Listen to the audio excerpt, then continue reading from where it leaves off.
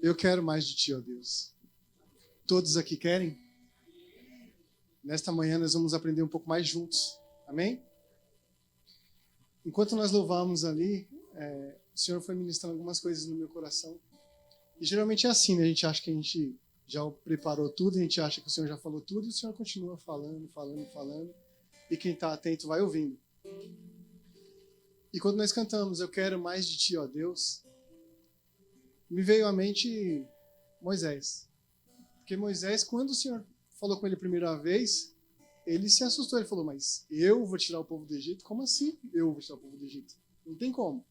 E o Senhor deu a ele todos os mecanismos que ele precisava para tirar o povo do Egito. E toda vez que ele ia falar com Deus para depois repassar o povo, ele voltava quando? Como? Resplandecendo a figura de Deus, a glória de Deus. Então, naquele momento ele estava recebendo mais de Deus. Então Deus sempre deu a ele o que ele precisava. Ele não precisou ter nada. E muitas vezes a gente pensa, eu não posso trazer uma palavra porque, quem sou eu para trazer uma palavra? Mas não é sobre você. Não é você que vai trazer a palavra. Você só precisa se permitir usar. Na quinta-feira o Dé mandou mensagem para mim. E quando ele mandou mensagem para mim, bom dia, mano. Paz do Senhor, você está bem? Está bem a família? Como é que tá as pessoas aí? E aí eu falo com o Espírito Santo. Nossa, será que o Dé vai me chamar para pregar o mês que vem? Porque já tínhamos comentado com ele e com a Cris que nós precisamos visitar o meu sogro no próximo final de semana. Então eu não estaria aqui no próximo final de semana. Então eu pensei, ele não vai me chamar para pregar no próximo final de semana, mas ele já vinha me ameaçando. Você vai pregar. Você vai pregar. Quem sou eu para pregar? Presta atenção, olha o tanto de pregador que tem aqui. E aí, ele falou, tudo bem, mano? Você vai estar aqui em São Paulo no próximo final de semana? Ufa, escapei. Não vou estar aqui, escapei. E aí eu falei, mano, aqui eu vou estar. No próximo que eu não vou estar, né? Nesse final de semana eu estou, no próximo eu não estarei. Aí ele falou assim, o Senhor tocou no meu coração, eu preciso que você traga uma mensagem do céu para nós. E aí eu pensei, né? Eu acho que é para mim dar uma saudação, 2 minutinhos. Vou lá dar uma saudação para a igreja. Mas aí eu estava no ambiente de trabalho e eu ia para teclar e não teclava, né? Assim, eu pergunto ou não pergunto se é uma saudação? E eu ia para teclar e voltava. Aí eu digitei para ele. Você como trazer a palavra aqui? Ele falou, sim.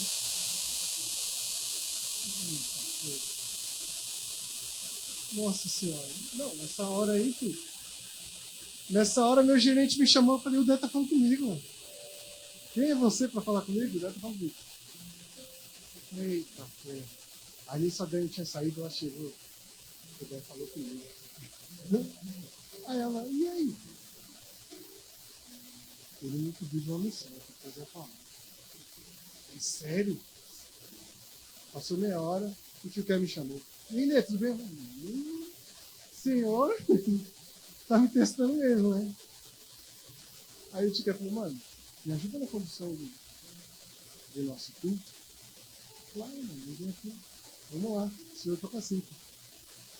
E falando com o Dé, eu falei, Dé, mas você não queria falar de um tema específico? Porque assim, a gente tem recebido tanta coisa aqui, a gente tem tanta coisa guardada, a gente precisa saber o que o senhor deseja que a gente externa nesse momento. E aí o Dé falou, a gente está na pegada de falar de generosidade, vamos falar de generosidade. Eu falei, nossa, vamos falar de generosidade tão gostoso aqui, porque eu olho para a nossa comunidade e eu vejo generosidade em tudo. Eu estou aqui desde o princípio, eu comecei com o pessoal lá naquela casinha. Eu tô me emocionando porque eu falo casinha, eu não falo de mim. Eu falo porque a gente tinha tudo que a gente precisava. A gente tinha amizade, a gente tinha companheirismo, a gente tinha a palavra de Deus, tudo, a gente era cobrado, a gente era provado também. Certo dia, o Def perguntou como você está hoje, como você estava há 3 meses atrás. Porque você precisa evoluir. Você não pode ficar estagnado, você não pode ficar no mesmo lugar. E eu sempre me pergunto, será que eu estou no mesmo lugar ainda que eu estava naquele momento, há 5 meses atrás, há 1 ano atrás? E o Senhor, Ele tem movimentado a gente, Ele tem levado nós em direção. E nós todos aqui, nós estamos aqui como se estivesse no trem-bala indo para a eternidade. Todos concordam comigo? Todos estão comigo nesse barco? Todos estão comigo nesse trem-bala? Porque assim, a gente fazendo essa comparação, se você não está nesse propósito, você está na linha que vai na direção contrária. Porque se você não está nesse propósito, você devia estar no outro vagão que vai para o outro lado. Eu gostaria de colocar aqui alguns textos bíblicos para servir para a gente de apoio aqui nessa manhã. Edinho, coloca, por favor, Atos 20:35. Pode ser na RA, por favor. Tenho vos mostrado em tudo que, trabalhando assim, é mister socorrer os necessitados e recorrer à palavra do próprio Senhor Jesus. Mais abençoado é dar do que receber. O Dan já falou isso aqui. Então. E aí, quando eu li esse texto, eu fiquei pensando, que bem-aventurado? Porque bem mais aventurado é dar do que receber. Quando eu era pequeno, e minha família é muito grande, eu sempre ouvia muitas vezes a pessoa, quando alguém fazia um favor para o outro, ele falava, Deus lhe pague, Deus lhe pague. E algumas vezes a gente faz o bem para uma pessoa que não tem condição realmente de retribuir, e a pessoa fala, Deus lhe pague. E a Cris falou isso nas mensagens que ela mandou das nossas festividades lá, que Deus não deve nada. O Senhor é generoso em tudo. E nós vamos falar aqui hoje sobre a generosidade de Deus e sobre as muitas recompensas que a generosidade acaba nos trazendo. Em Mateus 25:45, o Senhor Jesus fala, o que fizeres a alguns dos meus menores, a mim fizeram. Então ali ele já está falando, você não está fazendo para eles, você está fazendo para mim. E quem faz para Deus, e é algo até interessante, porque assim, tudo que nós temos, foi o Senhor que deu. E a gente pega aquilo que já não é nosso, a gente leva para alguém, e o Senhor restitui aquilo que já não era nosso, e muitas vezes mais. Então olha o tamanho da generosidade do nosso Pai. Como disse a Cris, a gente nunca vai alcançar.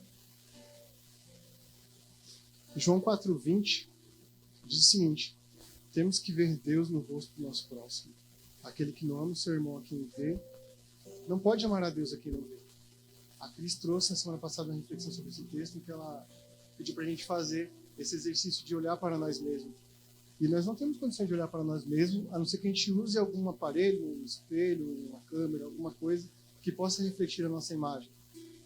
O Senhor é perfeito em tudo que Ele faz. Então Ele nos fez para nós olhar para os próximos e ver o Senhor. Ele não nos fez para nós olhar para nós. Ele nos fez para nós olhar para o próximo. E a Kelly também comentou sobre isso pela manhã. Dinho, coloca, por favor, Efésios 2:10, pode ser na NVI. Pois somos feitura dele. Pois somos obra-prima de Deus. Criados em Cristo Jesus a fim de realizar as boas obras que Ele de antemão planejou para nós. Eu fiz uma anotação aqui para a gente fazer um exercício de memorização. Eu me lembro uma vez... Cadê o Tony? O Tony está na aula, né? Uma vez o Dé deu uma oportunidade para o Tony. Tá ali, Tony. Você vai me ajudar, Tony. O Dé deu uma oportunidade para o Tony e todo mundo ansioso. O que será que o Tony vai falar? Porque o Tony sempre foi desde um menino muito inteligente. Ele era um menino que a gente olhava assim, nossa, o Tony ele é um garotinho admirável. E quando o Tony pegou a oportunidade, ele chegou aqui e ele fez uma pergunta para a igreja. E ninguém esperava que ele fizesse uma pergunta. Então o Tony falou, gente, responde, eu estou falando com vocês. E todo mundo ficou assim, atônico, meu Deus do céu. De onde saiu esse menino? E eu vou brincar um pouco disso com vocês, até para quebrar o gelo, para vocês me ajudarem. Se vocês ajudam o Dé, tem que me ajudar, gente. O Dé prega 500 mil anos, ele é quase da idade do tio Ké, e ele fala, me ajuda. Eu estou aqui pela primeira vez, vocês têm a obrigação de me ajudar. A anotação que eu fiz diz o seguinte, não somos salvos por nossas obras, nós somos salvos para boas obras. Então, quando eu perguntar, nós somos salvos para, vocês vão dizer todos juntos, para as boas obras. Vamos ensaiar? Nós somos salvos para? Obrigado, gente. Isso aí, me ajuda. Lucas 6:38, por favor, Edinho, pode ser no NVI. Esse é o versículo do Gleicinho. Esse versículo me lembra do Gleicinho. O Gleicinho, sempre que ele vai abençoar alguém, sempre que ele vai fazer uma oração, ele usa esse termo. Deem e será dado a vocês. Uma boa medida, calcada, sacudida e transbordante será dada a vocês. pois a medida com que medirem será usada para medir vocês também. Então nós temos que semear a generosidade. Isso a gente está falando sobre isso desde de manhã, a gente está falando isso já há um bom tempo aqui. E falando de semear a generosidade, o Dé já falou que no final do mês passado foi aniversário da nossa comunidade, fizemos 9 anos, e eu já comentei aqui pela manhã que, vendo toda a nossa trajetória, a gente vê a generosidade de Deus em tudo. Porque nós estávamos lá naquela garaginha, que era apertadinha, mas era aconchegante para nós, era muito gostoso estar lá, e de repente a gente foi promovido para o fundão, o Senhor foi trazendo gente, foi trazendo, e a gente foi aumentando nossa família, e aquele fundão daquela casa era lindo.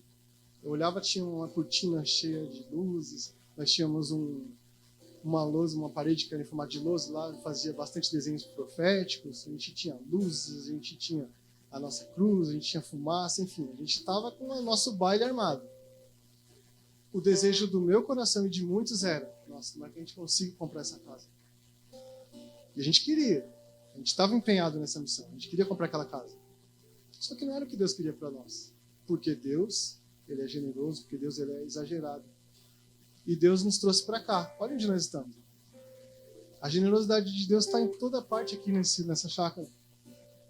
As crianças, elas são muito mais felizes aqui do que elas eram naquela casa. Aquela casa era boa, mas aqui as crianças têm uma liberdade que elas não tinham lá. E todo mundo que vem visitar fica encantado com a beleza desse lugar. Fala, nossa, mas é uma igreja lá. Não é isso, é a nossa igreja.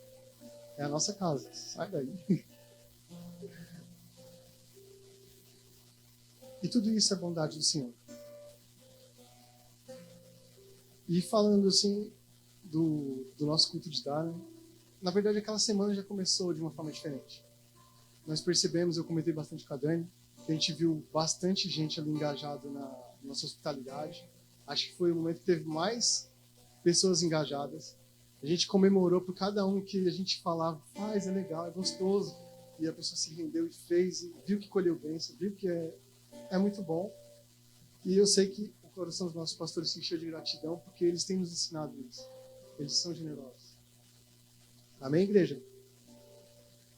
Eu fui pesquisar a respeito de generosidade. Eu não quis trazer nenhuma palavra grega aqui, porque não dá para competir com o Dé. Mas eu fui ver, assim, a respeito de generosidade, o que pude tirar aqui de lição e trazer para a gente aprender juntos. E eu cheguei a uma frase que diz o seguinte: generosidade, a virtude daquele que se dispõe a sacrificar os próprios interesses em benefício de outro. Aí tem uma outra palavrinha aqui que é magnanimidade. Tive que ensaiar bastante para falar essa palavra. Generosidade é o ato de dar com alegria e não o ato de dar com avareza. Isso aqui eu fui pego, porque eu não imaginava que era possível você dar com avareza. Você está dando, você está abençoando, como assim você é avarento? Quando você está dando para impressionar, quando você está dando para se promover, quando você está dando para mostrar para alguém o que você está dando, você não está dando de coração, você não está dando para fazer a alegria daquela outra pessoa. E no nosso culto de dar, nós tivemos um momento que eu fui feliz com o presente das outras pessoas, mais especificamente com o presente da Kátia. A Kátia, ela deu um presente que no coração dela o Espírito Santo gerou para ela dar para os nossos pastores, mas ela não deu para os nossos pastores. Aquele presente é nosso. Aquele que conta a nossa história. Aquilo ali mostra por onde nós passamos, ali mostra os nossos princípios, ali fala de onde a gente veio, para onde a gente vai. E assim, eu até meditando sobre isso, eu até pensei, eu vou perguntar, quem viu o brasão? Levanta a mão. Eu não quero que vocês levantem a mão, não precisa levantar. Não precisa. Não precisa por quê? Porque eu não quero expor ninguém. Aquele brasão fala de mim, fala de você. Se você não viu, tá no grupo, vai lá dar uma olhadinha. Mas aquele brasão vai ficar aqui. Eu já perguntei para a Cris, ela falou, vai ficar aqui na nossa casa. Aqui. Tem uma outra, a palavra magnanimidade, né? Eu pesquisei na web. O que a Bíblia diz a respeito dessa palavra? Ela diz o seguinte: é o manifesto da coragem e, mais especificamente, falando da grandeza de alma, é a vitória do amor, da fortaleza, sobre a fraqueza de ânimos, mesquinhez e o conformismo e o medo. olhando tudo isso é um pouco difícil de entender. Mas se a gente for pensar em alguma história bíblica que reflete essa frase, para mim, é aquele momento em que Maria quebra o vaso de alabastro nos pés de Jesus. Aquilo ali representava a economia de um ano. Aquilo ali tinha um valor financeiro muito grande para ela quebrar nos pés dele, enxugar com os cabelos. Então, foi um ato de adoração que pode ser visto de vários pontos de vista diferentes. Então, teve ponto de vista com avareza, teve ponto de vista com egoísmo, teve ponto de vista com ganância, teve ponto de vista com amor também. Judas foi um dos que se levantou e falou: nossa, que desperdício. Se tivesse vendido, podia doar para a igreja, podia dar para alguém carente. E aqui cabe um adendo: o Judas, ele cuidava da bolsa da igreja, né? Então, será que ele não estava pensando um pouco nele? Acho que ele gostava um pouquinho de dinheiro, né? Ele traiu o Nosso Senhor por muito menos. Agora eu gostaria de falar quando eu conheci a generosidade de Deus. Desce, vai marcando tempo aqui, senão eu fico quieta de novo. Eu achei que eu ia falar pouquinho. Quando eu conheci a generosidade de Deus? Foi exatamente 10 anos atrás, irmãos. Quando eu cheguei nessa comunidade.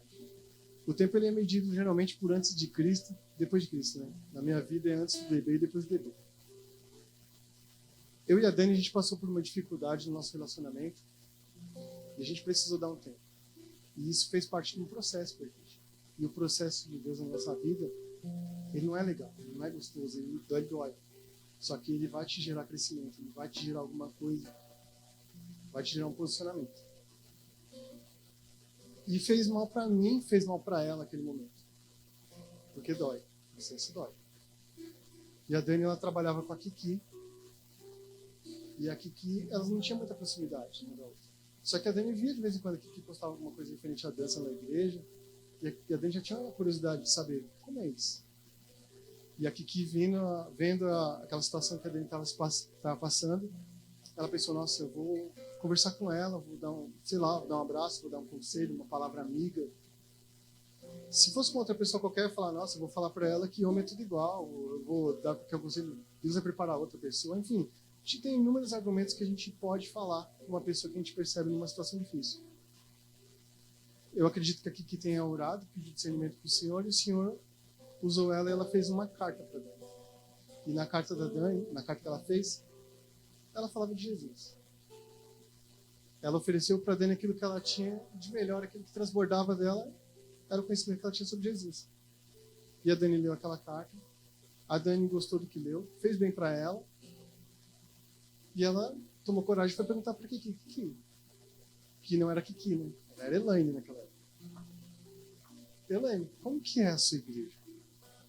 Só que a nossa igreja estava num processo de desconstrução e construção. Naquela época, os nossos líderes que eram formados pela Elaine, Kiki, pelo Gleison, pelo Digão e a Tati, e os nossos pastores. Eu acho que o tio Ké estava abrindo igreja nessa época aí. Que eu não lembro dele nessa época, não. Eu acho que ele estava com o Bruno. E tinha um formato que era o seguinte: era o culto no lar, nas quintas-feiras à noite. Esse mesmo culto no lar que nós temos hoje. Eu sou fruto desse culto no lar. Foi lá que eu conheci a generosidade de Deus. E por isso que nós valorizamos tanto. Por isso que quando nós vamos voltar, glória a Deus que vai voltar, que bom. Porque isso é bênção. Quando eu fui convidado, a Dani falou assim: eu estou indo numa reunião de amigos. Você não quer participar? Ela foi uma reunião de amigos. Eu não sabia do que se tratava. Para mim, reunião de amigos, eu vou chamar uns amigos meus, a gente vai combinar o que a gente vai comer, o que a gente vai fazer, se a gente vai assistir algum jogo, se a gente vai assistir algum filme, se a gente vai brincar de alguma coisa, enfim. Isso é uma reunião de amigos. E eu fui de coração aberto para a reunião de amigos. Se ela disse que está fazendo bem para ela, vai fazer bem para mim. Chegando lá, eu me lembro como se fosse hoje. Nós tínhamos um script totalmente definido, nós assistimos ali uns vídeos que serviam ali de pauta para o assunto do dia, nós líamos a palavra do Senhor, a gente louvava, a gente orava, a gente orava uns pelos outros, a gente pegava os pedidos de oração que cada um tinha em particular, a gente compartilhava sobre as nossas vidas e a gente ia para a mesa da comunhão. Era uma delícia. E eu fiquei impactado com aquilo. E o que eu conheci da generosidade de Deus foi no vídeo que eu assisti. Foi um vídeo que fala, eu acredito que a maioria aqui já viu. É um vídeo que tem como fundo musical a música do Livres, e é um vídeo que fala sobre uma ponte. Tinha um senhor, eu ia passar para vocês, mas para a gente ganhar tempo, eu vou tentar resumi-lo. Ele é de mais de 6 minutos, eu vou tentar falar em 3. Mas nesse vídeo tinha um senhor, e ele tinha um filho. E ele amava muito o filho dele. E ele trabalhava na linha férrea. A linha férrea ela passava por um trecho que tinha água corrente, e a função dele era baixar essa ponte toda vez que o trem se aproximava. E o filho dele às vezes ia para o trabalho dele. E o filho dele amava ver o trem passar com as pessoas. Ele achava aquilo magnífico, porque era o pai dele que estava descendo a ponte para as pessoas poderem passar. Eu acho que ele tinha muito orgulho do trabalho do pai dele. E as pessoas, e o trem ele tinha os horários específicos para passar. Então todas as vezes que passava, quase sempre eram as mesmas pessoas. E como o Fábio falou, a gente tem a mania de sentar, a gente tem o hábito, né, de sentar sempre no mesmo lugar. Então provavelmente tinha algumas pessoas que sentavam sempre naquele mesmo lugar, e quando passava vinha aquele mesmo senhor com aquele garotinho. E algumas pessoas gesticulavam, tinha uma moça que ela fazia careta e o menininho devolvia de volta, aquela gentileza. E essa era a vida do pai e do filho, que se amavam, curtiam os momentos juntos. Agora a gente olhando para dentro do vagão do trem, lá dentro tinha todo tipo de gente. Tinha gente que roubava, tinha gente que adulterava, tinha gente que se drogava, tinha gente que mentia, tinha gente que se prostituía, tinha gente que se drogava. Inclusive a moça que fazia o gesto para a criança, tinha um trecho da viagem que geralmente ela usava droga. Pessoas com a vida bem ruim, sabe? Pessoas que a gente pensaria 2 vezes antes de fazer um gesto de amor para esse tipo de pessoa. Só que um dia aconteceu um acidente.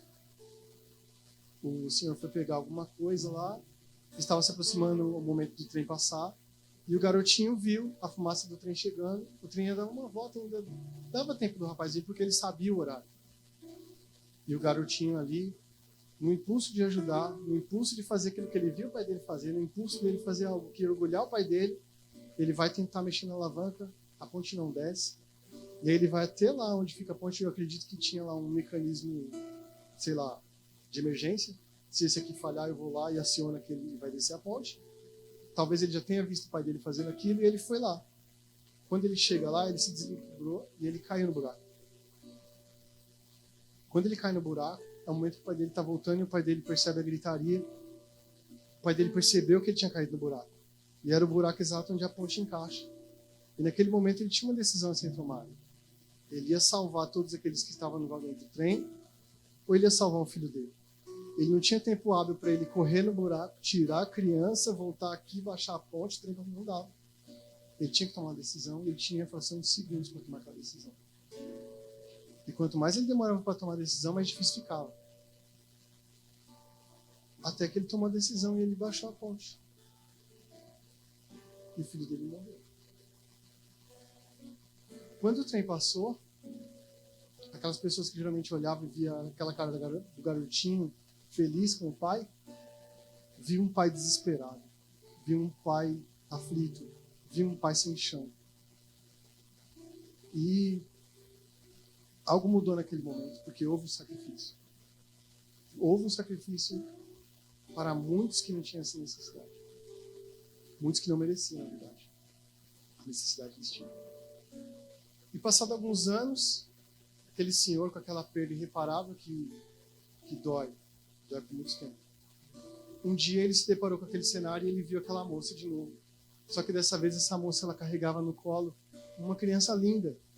Ela estava com um garotinho e ela olhou para esse senhor e ela deu um largo sorriso para ele. Um sorriso de gratidão. Um sorriso como quem fala: eu sei que se não fosse o que você fez, eu não estaria aqui. Meu filho não estaria aqui. E esse garotinho também, ele olha para aquele senhor e ri. E pela primeira vez no vídeo, depois que perdeu o filho, esse senhor ele olha para o alto e ele ri. E nesse momento a música do Livres ecoa assim de uma forma mais estridente, dizendo que valeu a pena. E nesse momento sobe aquele texto de João 3,16, né? Vamos repetir todos juntos? No 3? 1, 2, 3. Pois Deus amou de tal maneira que deu seu Filho unigênito para todos aqueles que não creem, não pereçam, mas tenham a vida eterna. Amém. Nesse momento eu conheci a generosidade de Deus. Eu já sabia que Jesus tinha se sacrificado por nós. Todo mundo sabia. Só que nunca a história de Deus tinha se conectado comigo de tal maneira que eu entendesse. Eu entendi porque eu me conectei com a dor daquele pai. Porque nós, quando nós vivemos na ignorância, a gente pensa assim, mas Deus é Deus, Ele pode fazer qualquer coisa. Quando você chega para uma pessoa nova e fala, o Senhor, Ele entregou o seu filho por você e por mim. Para aquela pessoa não quer dizer muito. Mas quando ele se depara com uma situação que é uma dor que a gente conhece, aí a gente consegue nos conectar. Amém? Por favor, Lucas 10, 25. 25 a 29. Certa ocasião, um perito na lei levantou-se para pôr Jesus à prova. Ele perguntou, mestre, o que farei para herdar a vida eterna? Jesus respondeu, o que está escrito na lei? Como você interpreta? E ele respondeu, ame o Senhor, o seu Deus, com todo o seu coração, com toda a sua alma, com todas as suas forças, com todo o seu entendimento, e ame o seu próximo como a você mesmo. Amar ao próximo como nós mesmos. E aqui eu não vou discorrer o resto para a gente ganhar um pouco de tempo, mas aqui ele quis pegar Jesus e falou assim, mas como que eu vou saber quem é meu próximo? Se o meu próximo ele for uma pessoa que eu seleciono para ser meu próximo, eu estou amando meu próximo. Se o meu próximo é uma pessoa que eu estou acostumado todo dia a sentar no mesmo lugar, como disse o Fábio, e todo dia eu tenho contato com aquela pessoa, eu não estou amando na totalidade o meu próximo. E aqui nessa história, a gente já conhece essa história, a gente ouviu muitas vezes, né? Que descia um rapaz de Jerusalém para Jericó e no caminho ele foi assaltado, ele teve suas roupas arrancadas, ele foi espancado e ele ficou caído lá no chão. Logo depois veio um sacerdote do Senhor, uma pessoa que tem um compromisso na casa de Deus. E ele passou naquele momento, trazendo para os dias de hoje, digamos que pela manhã passou lá o presbítero Gleicinho, com muita pressa, e quando ele viu aquele rapaz caído, ele pegou, Davizinho, vamos pular de cá, que esse rapaz aí passou a noite toda na gandaia, e vamos perder tempo com ele não. Logo depois, vem eu lá, o ministro do louvor. Não é? É isso que fala no texto. Logo depois do sacerdote, veio o levita. E o levita fez o quê? Ele fez a mesma coisa. E esse é um texto que, na verdade, assim, acho que não só eu, né? Ele pega demais pra gente, porque no desenrolar da história passou o bom samaritano, que era uma pessoa que não tinha visto na casa do Senhor, e ele ajudou, ele foi generoso. E por que eu falo que isso pega demais para nós? Outro dia nós estávamos no nosso grupo lá, e aí eu e o Jean, a gente estava conversando, né? Sobre a dificuldade que é quando as pessoas vêm pedir esmola pra gente. Quando as pessoas vêm os pedintes de rua, né? Porque a gente sabe que existe alguns lugares que, infelizmente, as pessoas não pedem porque precisam. Eles agem como se isso fosse uma profissão. Porque existe alguns cargos, alguns ofícios, alguns trabalhos, que se você pedir o dia inteiro, chega no final do mês, você acumula mais do que se você trabalhar. E eles acham isso, mas isso é preguiça. O Nata já compartilhou aqui conosco. Ele falou, nossa, eu ia na casa das pessoas, o cara fala assim, não, mas no Farol eu consigo o que vocês estão me propondo de emprego. Eu falo, mas eu estou te dando aqui muito além de valores financeiros. É isso que você tem que entender. E eu falo que isso pega um pouco pra gente, porque se a pessoa não pede pra gente, a gente não tem a obrigação de ajudar. É mais ou menos assim, né? Muitas vezes a gente se resguarda, mas e a gente já tem até a resposta pronta. Muitas vezes a gente vai na avenida, o farol está fechado, a gente já faz aquilo, a gente escaneia a área, a gente fala, ó, tem um pessoal ali. O que a gente faz? A gente reduz a velocidade, quando o farol abre, a gente passa. Só eu fiz isso? Acho que alguém já fez. Tenho certeza. Só em Morato, né? Mas isso é porque a gente é ruim? Não. Isso é porque o mundo é ruim e a gente se deixou contaminar pelo mundo. E a gente quer preservar a integridade nossa, da nossa família. A gente não quer parar para ser abordado por uma pessoa que a gente sabe o que vai acontecer com quem está dentro do nosso carro. Eu estava assistindo um vídeo do pastor Cláudio Duarte e ele, em um momento do vídeo, ele falou o seguinte. Isso ele fazendo uma reflexão sobre ele mesmo. Ele falou assim: quando eu falo mal de alguém, é como se eu estivesse próximo do diabo. E quando eu falo bem de alguém, eu estou próximo de Deus. Mas isso ele refletindo para ele se policiar e evitar dele falar mal das pessoas. Melhorar a vida das pessoas é a nossa missão. A graça é um favor que não merecemos. Paulo foi um dos que mais aprendeu a não olhar para o pecado do próximo, porque ele já falou logo, dos pecadores eu sou o pior. Então não vem você falar que seu pecado é pior que o meu, não. Eu acredito que ele já se intitulou assim primeiro, porque ele era perseguidor e ele depois passou a ser perseguido, né? E o pecado dele, ele matava, ele era cruel, acredito eu. E quando ele indagava algumas pessoas para incentivar a pessoa na obra do Senhor, eu acredito que a pessoa falava para ele: mas eu sou pecador, como é que ele fala? Não, você vem falar para mim que você é pecador? Então ali ele tinha autoridade para falar a respeito disso. Às vezes nós nos decepcionamos com as pessoas, porque nós criamos muita expectativa nas pessoas. Nós não temos que olhar para as pessoas, nós temos que olhar para Deus. Isso endurece o nosso coração e nos impede de ser generosos e de ser amáveis. Eu vi um vídeo também que, nisso ele fazia muita graça, né? Falando que as pessoas têm dificuldade de se relacionar com pessoas e estão se relacionando com animais. No sentido de, o pessoal fala que é pai de pet agora, mas eu não vou entrar nesse mérito, isso eu deixa para o próximo. Mas ontem eu estava conversando com meu vizinho, aí estava rolando uma festinha lá no nosso condomínio. E aí a minha vizinha passou toda alegre para uma festa lá do condomínio. Ela falou: você não vai? Eu falei: nossa, eu tenho um compromisso. Não, eu até passava lá, mas eu tenho um compromisso, por isso eu não vou poder ir. Ela falou: você acredita que é absurdo que eu não posso levar a Lola? Lola é a cachorrinha dela. Aí eu falei: bom, é a festa do condomínio, né? E aí eu não falei nada, não recriminei ela, mas depois eu fiquei pensando: e se cada casa do condomínio leva um cachorro? Não ia ter festa, ia todo mundo ficar separando a briga dos cachorros lá, né? Porque é isso que os cachorros fazem quando eles se reúnem. Eles saem na rua pra brigar com aquele outro lá, mais ou menos isso. Eu já tive cachorro, sei que é mais ou menos assim.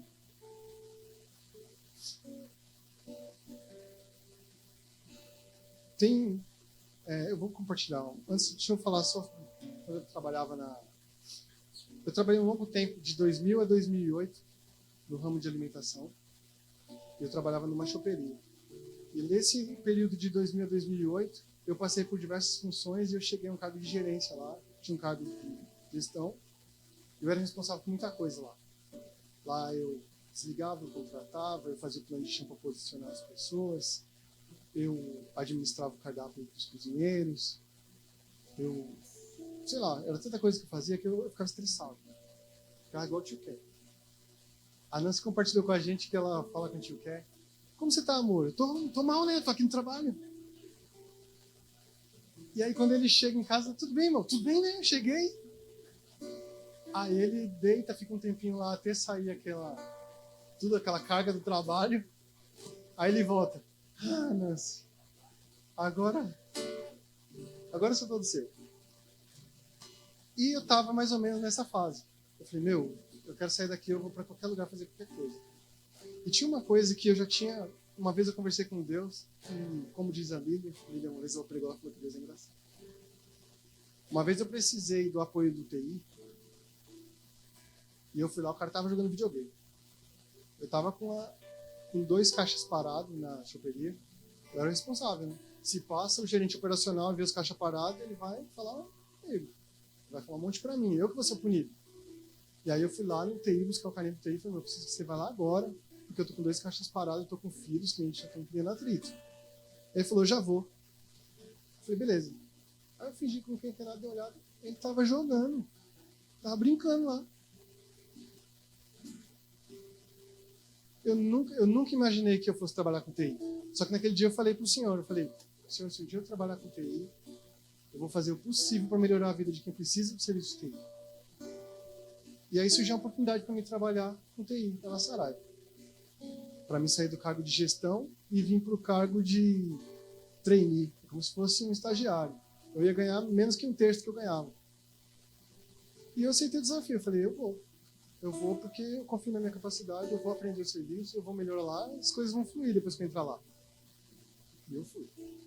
Chegando lá, passando pela entrevista com o coordenador, ele me fez um monte de pergunta técnica. Eu não sabia responder nada. Aí, por fim, já estressado, ele falou, você já viu um computador aberto? Eu falei, não. Aí, tipo assim, ali, qualquer pessoa teria encerrado a entrevista ali, né? Não tem mais o que entrevistar esse cara, eu vou perguntar aqui pra ele. Aí ele fez uma pergunta chave. Ele falou assim, por que eu devo te contratar? E aí eu falei com propriedade daquilo que eu conhecia. Eu falei, você precisa me contratar porque eu conheço a dor de quem está do outro lado que precisa de TI. Muitas das vezes a pessoa está no TI, só que ele não sabe a dor que está do outro lado. Eu posso não ter o conhecimento técnico hoje, mas eu te garanto que eu vou correr 3 vezes mais do que todo mundo que está na sua equipe para me ter esse conhecimento. Nem que eu tenha que trabalhar 2 horas a mais que todo mundo. Nem que eu tenha que ser o último a sair, eu ser o primeiro a chegar. Se você me der uma oportunidade, eu não estou falando de valor financeiro. Você pode ver meu currículo. O que você está me oferecendo é muito menor do que o que eu tinha. Eu estou falando de propósito que eu quero para mim. Eu escolhi estar aqui, eu sabia dos riscos que eu ia correr. Eu sei que vai ser difícil. Vai ser humilhante. Você chegar num departamento que você não sabe nada, é difícil, é complicado. Já teve dia de eu me afastar de todo mundo, eu ir no banheiro e falar assim, o que eu estou fazendo aqui? Porque eu não me encaixava. As pessoas, quando queria puxar assunto comigo, teve um rapaz que certa vez ele falou assim, você veio da onde? Porque todo mundo que chega numa empresa de TI, o cara veio da IBM, o outro veio do Itaú, que trabalhava no TI de lá. Então os caras têm uma bagagem. Os caras chegam grandão. E eu vim da choperia, né? Aí o cara falou, nossa, mas trouxeram um garçom para trabalhar aqui, mano. E aí eu fiquei com tanta vergonha que depois desse dia eu fiquei uns 3 meses sem puxar conversa com esse rapaz, que eu tinha medo dele. Sério, eu tinha medo dele. E tinha um rapaz lá que depois a gente fez uma amizade linda, que era o Michael Douglas. E ele tem esse nome por causa do ator mesmo. Os pais dele eram fã do Michael Douglas e colocou o nome dele de Michael Douglas. E quando ele perguntava, ele falava, por causa do ator Michael Douglas. Michael Douglas era um amigão. Só que ele era um ogro. Ele era um cara que ele chegava de manhã, bom dia. E aí? Ele chegava, ele sentava na mesa dele, colocava os fones, e ele se trancava no mundo dele e você não conseguia puxar assunto com ele. Só que ele observava tudo que estava acontecendo. E toda vez que eu estava enroscado com alguém na linha, que eu não sabia nem o que o cara estava falando para mim, o cara ligava e começava a falar um monte de problema que estava acontecendo na máquina dele, e eu não sabia resolver nenhum, eu não sabia nem de que sistema ele estava falando. Ó, o Michael vinha lá. O que tá pegando aí? E aí eu falava, mano, tá falando um negócio aqui. Eu ia para tirar o headset e ele falava, eu não quero falar com ninguém. Me fala o IP da máquina, eu vou entrar, você me fala, eu vou resolver, você observa e eu vou te falar uma vez. Você anota. Se você vier depois me perguntar uma coisa que eu já te ensinei, você vai passar vergonha. Eu, não, beleza, mano. Ele resolveu o meu problema e eu, com toda a educação do mundo, falando com o atendente. Tinha pessoal de loja que ligava lá, nossa, eu quero falar com o Leandro. Quem é o Leandro? Que, nossa, ele é muito bom. Ele é um cara que ele me entende, ele resolve meus problemas. Na verdade, eu não entendia nada. Só que eu tinha uma pessoa, eu tinha uma indicação, eu tinha lá o meu anjo da guarda. E eu era grato ao Michael Douglas. E um dia eu queria passar essa gratidão para ele, só que ele era uma pessoa que você chega para dar um abraço nele e fala, ih, mano, e aí? Para com isso. Ele era assim. E eu mandei uma mensagem uma vez para ele que mudou tudo. Depois dessa mensagem que eu mandei para ele, um e-mail, mudou completamente a nossa relação, a forma como ele enxergava tudo em volta e a forma como ele me via.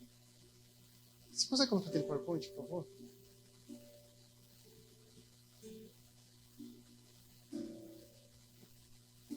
Deixa eu ver se eu consigo ler.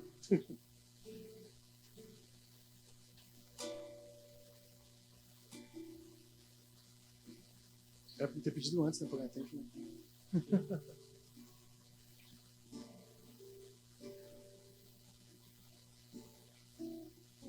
Aqui inicia uma história curta. Charles Plumb era um piloto de um bombardeio na Guerra do Vietnã. Depois de muitas missões de combate, seu avião foi derrubado por um míssil quando ele saltou de paraquedas, foi capturado e passou 6 anos numa prisão no norte vietnamita. Ao retornar aos Estados Unidos, ele passou a dar palestras, relatando a odisseia que ele aprendera na prisão. Certo dia, no restaurante, ele foi saudado por um homem. Olá, você é Charles Plumb, que era piloto do Vietnã e foi derrubado, não é mesmo? Ele olhou. Sim, como sabe? Perguntou Plumb. Era eu que dobrava seus paraquedas. Parece que funcionou bem, não é verdade? Plumb quase se afogou de surpresa, com muita gratidão, e respondeu: claro que funcionou, ao contrário, eu não estaria aqui. Ao ficar sozinho naquela noite, Plumb não conseguia dormir, pensando e perguntando-se: quantas vezes eu passei por aquele homem no porta-aviões? Eu nunca lhe disse um bom dia. Eu era um piloto arrogante e ele um simples marinheiro. Pensou também nas horas que o marinheiro passou humildemente no barco, enrolando os fios de seda e vários paraquedas, tendo em suas mãos a vida de alguém que não conhecia. Agora, Plumb inicia suas palestras perguntando à sua plateia: quem dobrou seu paraquedas hoje? Todos têm alguém cujo trabalho é importante para possamos prosseguir adiante. Precisamos de muitos paraquedas durante o dia. Um físico, um emocional, um mental e até um espiritual. Às vezes, os desafios que a vida nos apresenta diariamente, perdemos de vista o que é verdadeiramente importante. E as pessoas que nos salvam no momento oportuno e que sempre temos pedido. Deixamos de saudar, de agradecer, de felicitar alguém, ou ainda simplesmente de dizer algo amável. Hoje, esta semana, este ano, cada dia, procure te dar conta de quem prepara o teu paraquedas e agradeça-lhe. Ainda que não tenha nada importante a dizer, envie essa mensagem a quem faz isso alguma vez e manda também aos que não fizeram. As pessoas ao teu redor notarão esse gesto e te retribuirão, preparando o teu paraquedas com esse mesmo afeto. Todos precisamos uns dos outros, por isso, mostra-lhes tua gratidão. Às vezes, as coisas mais importantes da vida dependem apenas de ação simples. Um telefonema, um sorriso, um agradecimento, um gesto. Um gosto de você, um te amo. Obrigado por todos os favores que, sem merecer, eu recebi de ti e nunca te agradeci. E a pessoa assina com carinho. Eu não sei quem foi o autor desse PowerPoint, mas ele tem uma mensagem muito forte. E a gente olhando para isso hoje, eu pergunto para cada um de vocês: quem preparou os paraquedas de vocês? Aqui mesmo na nossa comunidade, a gente tem esse ambiente seguro, aconchegante, a gente tem um café gostoso, delicioso, a gente tem os nossos carros seguros lá fora, a gente tem aqui a galera da mídia que dá o apoio, a gente tem o pessoal do som que está dando todo o suporte. A gente tem tanta cobertura aqui, a gente tem tanta coisa para ser grato, muitas vezes a gente não percebe. Muitas vezes a gente passa pelo irmão, às vezes o irmão, mesmo antes de você perceber, ele fala: nossa, fulano tá vindo tomar café e acabou a xícara, eu vou lavar uma aqui rapidinho. Você chega lá, a xícara tá lá, a pessoa passa por você, você não consegue falar: bom dia, tudo bem? Então nós temos que nos policiar com relação a isso. E depois desse dia muita coisa mudou. Muita coisa mudou. Às vezes o Michael Douglas vinha falar comigo, chegava na mensagem: e aí, do paraquedas? Ele entendeu a mensagem. Quando eu mandei para ele, eu não falei: vou te mandar uma mensagem. Não. Escrevi, mandei. E quando ele veio falar comigo, aquele cara durão veio com os olhos marejados de lágrimas, sabe? Ele chegou, me abraçou e falou: mano, desculpa. Eu falei: não, mano, só tô sendo grato. Graças a você, velho. Eu aprendi tanta coisa.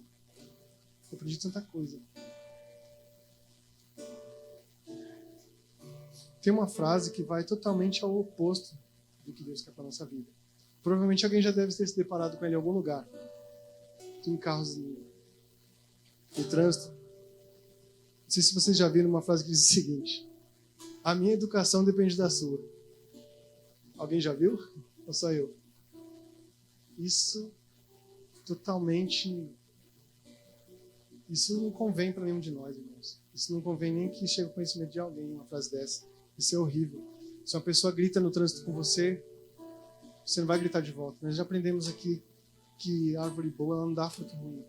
Se a gente só tem amor para dar, a gente não tem que ter coisas ruins para desejar nem para dizer.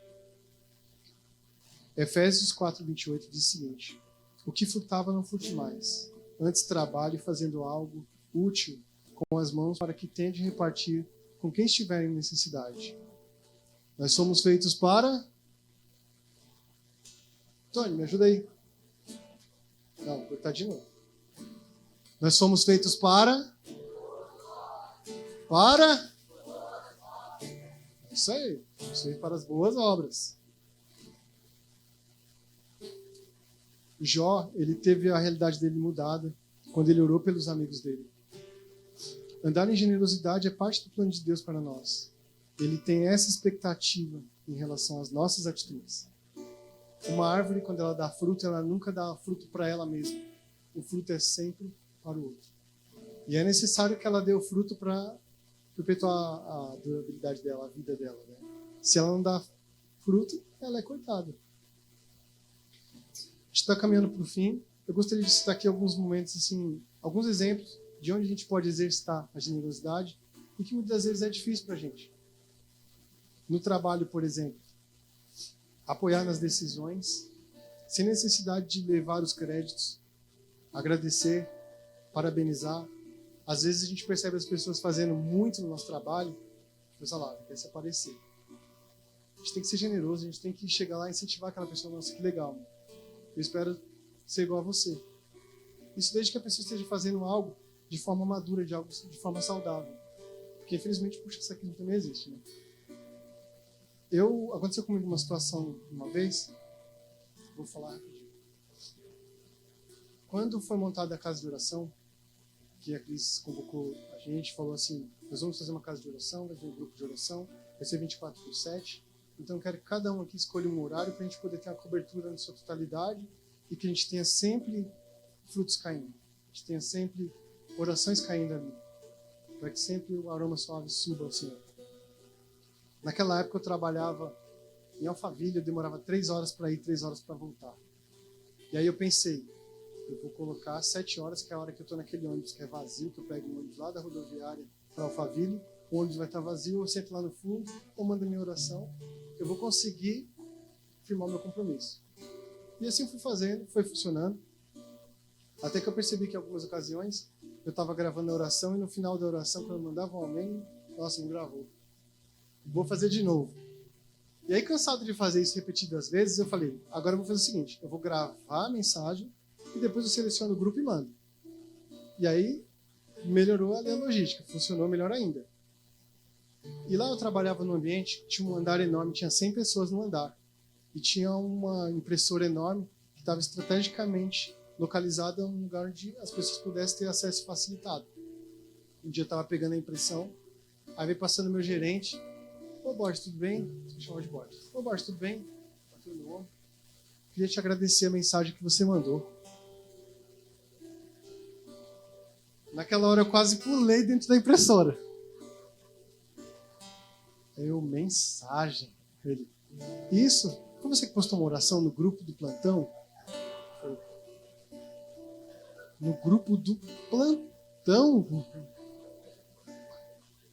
Aí uma vergonha, eu falei, meu Deus. E aí novamente a Lilian veio ao meu pensamento. Deus, isso é engraçado. Isso é engraçado. Eu já mandei e não tem mais o que fazer, né? Eu não vou lá ficar falando, desculpa, não. Mandei, não foi eu que mandei, foi o Senhor. Tinha algum propósito, em algum lugar deveria chegar. E aí meu gerente olhou para mim e falou, e te digo mais. Eu achei linda a oração. Uma oração espontânea, uma oração tranquila.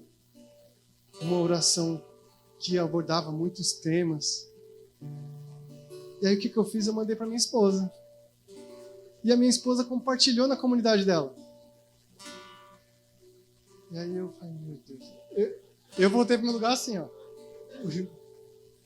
Meu Deus do céu, Pai amado. Então no trabalho, existe alguma forma de ser generoso? Se a gente não tentar, o Senhor vai forçar a gente a ser generoso. No trânsito nós podemos tentar ser generosos. Dando passagem, dando preferência, tendo paciência. Em casa também é... Como diz o povo, em casa é treva, né? Brincadeira. Mas em casa também a gente é provado. Em casa a gente precisa ouvir mais, a gente precisa ter mais paciência com os filhos, com a esposa, com o esposo. Nas redes sociais o bicho pega também. Né? Nas redes sociais, eu até escrevi aqui uma anotação que diz o seguinte: não queira postar respostas subliminares, não queira vender uma imagem ou ideia que o Senhor desaprove. Plante o bem. Agora eu gostaria de passar um vídeo a respeito de generosidade. Esse vídeo, quando eu vi a primeira vez, ele falou demais comigo. E eu espero que fale com vocês da mesma forma que falou comigo também. Oi? Calma aí, gente, é ao vivo. Assim diz o Gleice.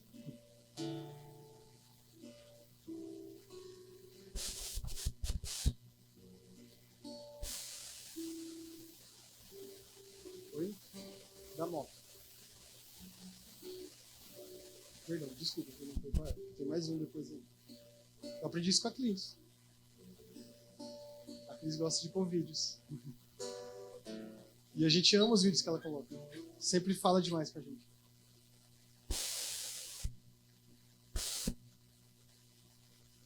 Tem áudio, tá? Leoas, Deus abençoe. Nós temos alguns personagens nessa história, nesse vídeo que eu quero compartilhar. A polícia que está ali, o motoboy que chegou para fazer a entrega do alimento. Nós temos o rapaz que está lavando o carro. E nós temos um pai com uma criança que está recolhendo alimento no lixo. Essa história é extraordinária e vai falar forte ao teu coração. Lá vem o pai com a criança. Eles estão com fome e vão começar a buscar alimento no lixo. E agora vem o motoboy.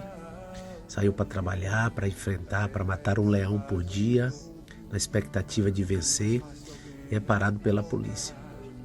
A polícia começa a pedir a ele a documentação da moto e tem algum problema ali com a documentação da moto e ele começa a explicar que ele vai entregar o alimento naquela casa e o policial está irredutível, não quer saber as explicações dele. Ele está falando com o policial: sou trabalhador, vim entregar o alimento, e o policial não quer saber, ele se desespera, porque é a única coisa que ele tem para levar o alimento para casa. E quando ele vai saindo com a moto confiscada, ele toma um banho de água suja. Ele já tinha perdido a moto e agora ele toma um banho de água suja. Dá para ele ficar muito bravo, muito desesperado. Tá tudo dando errado para um motoboy. Ele fica conversando ali com o cara do carro e diz: deixa para lá, tudo molhado. Quando ele chega na casa para fazer a entrega, não sei porquê, a mulher rejeita a entrega e diz: olha, eu não vou pagar. Não quero saber, vai embora, não vou pagar. Ele fica desesperado. Perdeu a moto, tomou um banho com água suja e agora ele vai ter que pagar a refeição do próprio bolso. E agora vem o pai da criança, que está com fome recolhendo comida do lixo. O pai da criança vai lá falar com ele, pedir um pouco de alimento, pedir uma ajuda. Mas ele está muito chateado, o motoboy diz: sai daqui, eu não quero saber dos teus problemas, eu não tenho nada a ver com a tua vida, eu não posso te ajudar não. E o pai da criança que está com fome fica ali desesperado. Mas então o motoboy começa a ter uma visão espiritual de tudo aquilo de ruim que está acontecendo. Olha como ele olha para o céu e se ajoelha ali, ele está começando a mudar a percepção dele. E ele vê a situação do pai e a situação da criança. E a atitude espiritual dele começa a mudar tudo, todo o cenário. Então ele pega o alimento que ele vai ter que pagar do próprio bolso e entrega para o pai que está com a criança com fome buscando comida no lixo. Olha a atitude agora da mulher e do rapaz. A mulher se comoveu com a atitude do motoboy, se constrangeu, voltou e falou com ele: olha, me perdoa, eu vi sua atitude e eu quero dar o dinheiro aqui do alimento, eu vou pagar pelo alimento, você não vai ter que pagar do seu bolso não. O motoboy não está entendendo nada. Os policiais agora estão olhando também, se comovem e dizem: olha, vem cá, a gente vai quebrar o protocolo, vai quebrar a lei, a gente vai devolver a tua moto, e devolve a moto dele. Veja como a percepção espiritual, a atitude espiritual do motoboy mudou toda a circunstância que ele estava vivendo. Você tem que aprender que os teus problemas, as tuas tragédias, o deserto que você passa, pode ser um processo de Deus para abençoar a vida de alguém que está pior do que você. A provação e a dificuldade desse motoboy nesse dia foi o processo de Deus para matar a fome daquele pai e daquela criança. Aprenda a ter uma atitude espiritual e a tirar de tudo ruim que acontece. Então nós entendemos que no processo acontecem coisas ruins. Mas essa coisa ruim muitas vezes nos está levando para algo bom. Nós precisamos ter essa percepção. Seja aproveitar esse momento também para honrar a vida da minha esposa.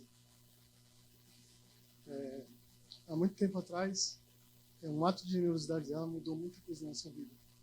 Morávamos eu e ela, a gente morava num apartamento. Vem aqui, amor. A gente morava num apartamento que cabia eu e ela.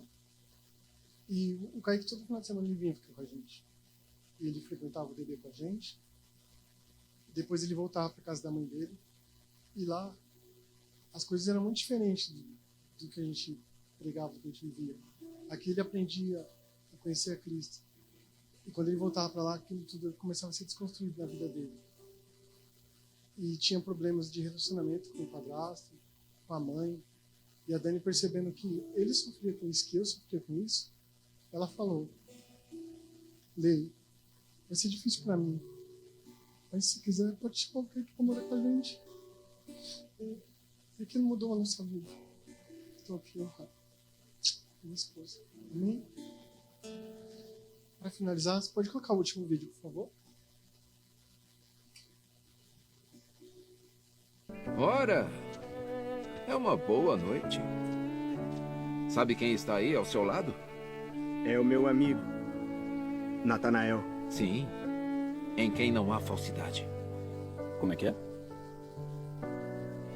O que você disse sobre mim? O que é isso? De onde me conhece? Eu já te conhecia antes do Felipe te chamar para vir e ver. Não olhe para ele, olhe para mim.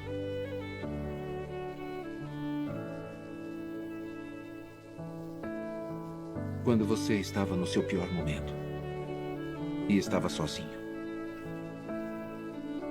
eu não escondi de ti o meu rosto. Não escondas de mim o seu rosto.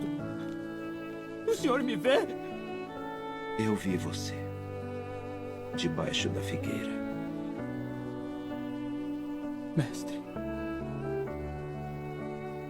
Aí está. Deus não se esqueceu de você. Amém? Coloque-se de pé, igreja.